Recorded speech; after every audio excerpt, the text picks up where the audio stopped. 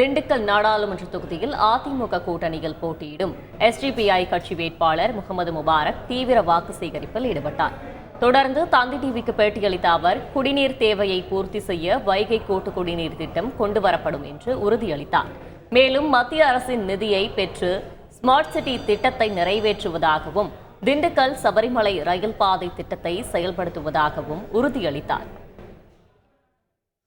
ஏற்கனவே இருக்கிற குடிநீர் திட்டங்களோடு வைகை கூட்டு குடிநீர் திட்டத்தை ஒரு பாராளுமன்ற உறுப்பினர் என்ற அடிப்படையில் அதனை செயல்படுத்தி இந்த திண்டுக்கல் சட்டமன்ற தொகுதி மக்களுக்கு குடிநீர் போதுமான அளவு கிடைப்பதற்கான நடவடிக்கையை நான் போர்க்கால அடிப்படையில் மேற்கொள்வேன். மத்திய அரசினுடைய நிதி கிடைக்கிற அந்த திட்டம் கிடைக்கப்பெற்றால் இந்த பகுதியில் இருக்கிற வியாபாரிகள், இங்கே இருக்கிற விவசாயிகள், அதுபோல் ஏழை கூலி தொழிலாளர்கள் பலரும் அதன் மூலமாக பயன்பெறுகிற வகையில் அந்த ஸ்மார்ட் சிட்டி திட்டத்தை நான் மீண்டும் கொண்டு வருவேன். ஆக திண்டுக்கல் சபரிமலை ரயில் திட்டம், அந்த ரயில்வே பாதை திட்டம் செயல்படுத்தப்பட்டால் நிச்சயமாக இங்கிருந்து விவசாய பொருட்களும், இங்கே உற்பத்தி செய்யப்படுகிற பொருட்களும் அது சபரிமலைக்கு கொண்டு செல்லப்படுவதற்கும், அங்கே வணிகம் செய்யப்படுவதற்கும், அதனால் நல்ல லாபமும் முன்னேற்றமும் விவசாயிகளுக்கு கிடைக்கிற வகையிலான அந்த திட்டத்தை கொண்டு வருவதற்கு ஒரு பாராளுமன்ற உறுப்பினராக எடுக்க வேண்டிய நடவடிக்கைகளை நான் மேற்கொள்வேன்.